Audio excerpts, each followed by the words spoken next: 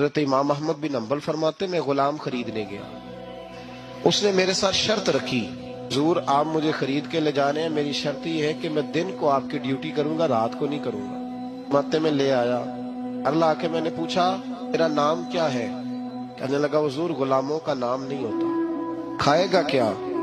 حضور غلاموں کی چاہت نہیں ہوتی، جس نام سے پکارو گے آ جاؤں گا، جو دو گے کھا لوں گا۔ کہا کس کمرے میں رہو گے؟ کہا حضور غلاموں کے نخرے نہیں ہوتے۔ کہتے میں نے کہا پھر بھی یہ کمرے ہیں پسند کر لو۔ ایک ٹوٹا پھوٹا سا کمرہ اس نے پسند کر لیا۔ امام احمد بن حنبل فرماتے اسے کام بتاتا پر اتنی محنت سے کرتا کہ کمال کر دیتا، میرے اشارے سمجھتا۔